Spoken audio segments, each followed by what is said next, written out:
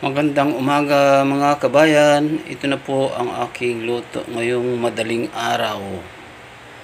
Alas 3 po ng madaling araw. Ito na po yung aking luto na puto. Puto na puti, kutsinta, at saka puto obi.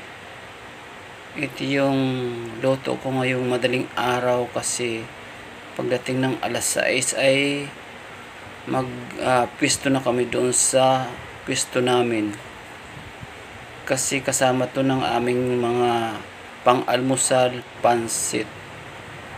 Tapos ito naman po yung aking turon na malagkit, pagtawagin ay turon kit. Bali sinasama na namin to sa umaga yung pang-almusal kasi gusto nila to i-partner sa kape.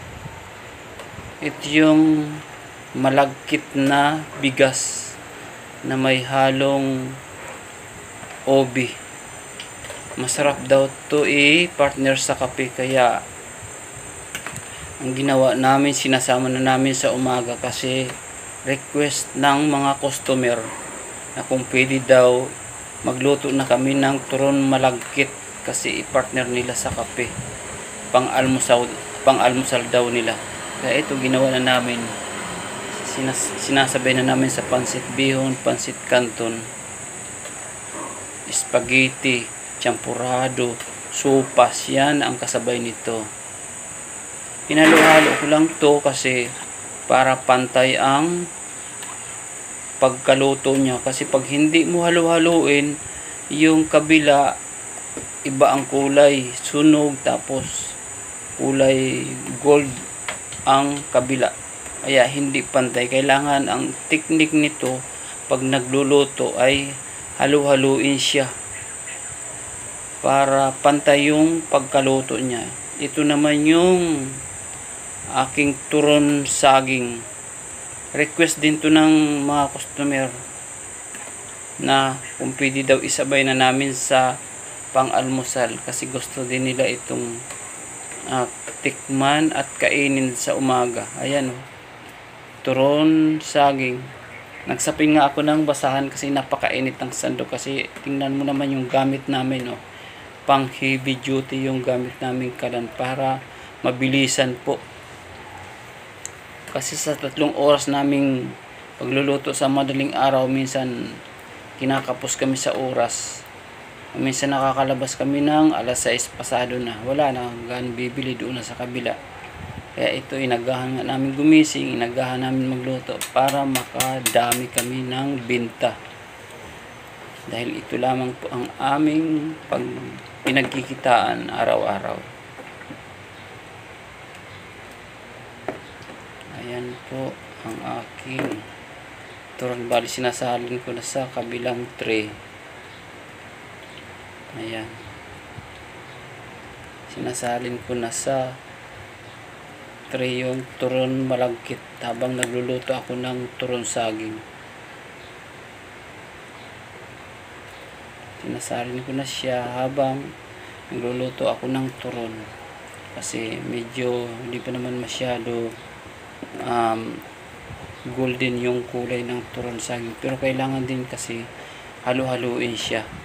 Hindi pwedeng hindi mo siya halo-haluin kasi hindi siya pantay, hindi pantay yung pagluto. Kailangan halo-haluin lang para pantay yung luto niya kabilaan. Yan ang teknik dyan sa pagluluto ng ano. Pero kung kasasalang mo lang, huwag mo na siyang haluin kasi mapupunit yung wrapper. Halo-haluin mo na siya kung medyo matigas na yung wrapper. Ayan, sinasalin ko lang yung aking turon malagkit para maka-prepare na kami ng maaga.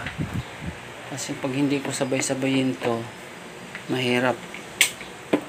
Hindi kami makakalabas ng saktong oras. Kailangan makakalabas kami ng saktong alas 6. Huwag lang umabot ng alas 7 kasi wala, ngangers ang paninda namin. Wala nang bibili kasi nakabili na sa iba. Ayan, matagal maluto yung turon saging. Binabalintong ko lang, binabaliktad ko lang para para pantay yung pagkaluto.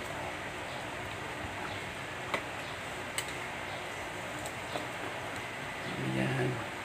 Ayan na, malapit na. Malapit siyang maluto. Medyo nagkakulay na siya. Ito yung mabilis sa amin, yung turon. Nabili ito kahit sa umaga.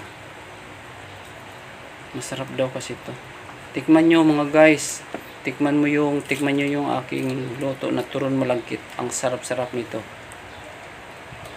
Talagang ganitong oras ay napaka-busy ko sa pagluluto. Walang sinayang na oras. Sakripisyo sa pagtsatsaga. Kailangan tiyaga talaga para may makain. May pambili ng bigas. Kasi pag hindi ka matyaga, hindi ka masipag, kailangan mo sipagan para may pambayad sa kuryente, sa tubig. Ang daming bayarin. Kailangan sipagan talaga sa mga panahon na ito. Wala namang pagkukunan ng ibang pera, kundi ito lang talaga ang source ng income namin. Ito ang ginagawa namin tuwing umaga. Kailangan sipagan. Mamaya uli pagdating ng mga alauna, alas 2 yan. Magluluto uli kami nito.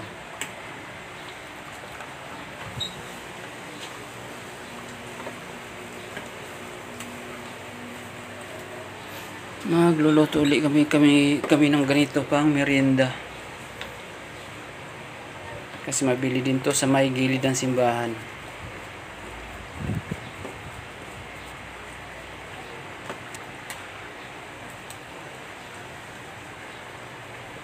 Bali, ang ano namin, umaga, yung negosyo namin umaga at saka hapon. Sa hapon naman, banana Q, kamote Q, turon. Sa hapon, hot cake. Yung hot cake, meron din kami sa umaga.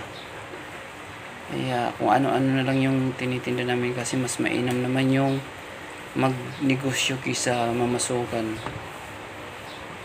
Kasi logi na sa pamasahe. Ang laki ng pamasahe. Hindi kasya yung 610 na isang araw. Negosyo pa rin ang the best. At hanggang dito na lang mga kabayan ang aking video. Kita-kita ulit tayo sa susunod kong video. Maraming salamat at huwag niyong kalimutan pa-subscribe po ng aking YouTube channel. Maraming salamat po. Bye-bye.